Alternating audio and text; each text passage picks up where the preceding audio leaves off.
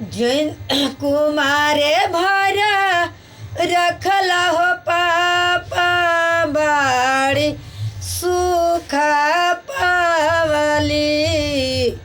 एक ही गो बेटिया हो पापा बाड़ी भार हो लवा।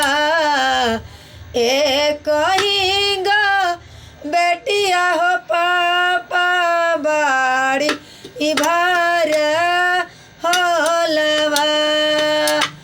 बेटी के कन्या दान खातिर पापा राज परवा खोजला।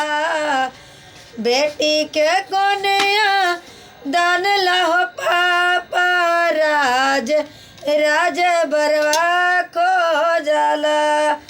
अरे बरवा खोजला हो पापा घरवा तू खोजला। बरवा खोजला हो पापा घरवा तू खोजला। बेटी के तक दिरवा हो पापा कुछ नहीं सोचला। बेटी के तक दिरवा हो पापा कुछ नहीं सोचला। बेलाई भी यहवा हो पापा बिरान कैला नहीं हरवा। बेलाई भी यहवा हो पापा बिरान कैला नहीं हरवा। बेली ऐसा सुरवा हो पापा छूट हई रोवैया। गेली ऐसा असुरवा पापा छूट हई रोवैया।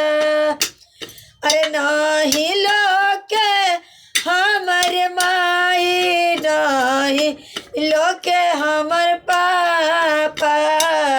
नहीं लोके नहीं हर के लगवा छूट हई रोवैया।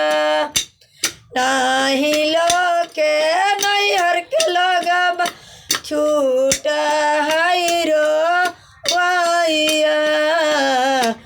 खाली लोकैया हो पापा ससुर के लोगवा। खाली लोकैया हो पापा ससुर के लोगवा। ससुर मारे तनवा हो पापा नदिया चिरे गालिया। गोतनी बैरिनिया हो पापा झोटवे धर के मारे। गोतनी बैरिनिया हो पापा घोटवे धर के मारे।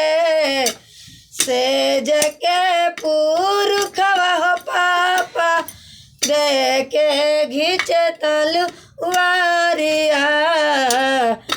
एकर लागी अच्छा हो पापा देता जहरिया। एकर लागी अच्छा पापा देता जहरिया। खाई के हम जहरिया पापा हाथी देती पारानवा।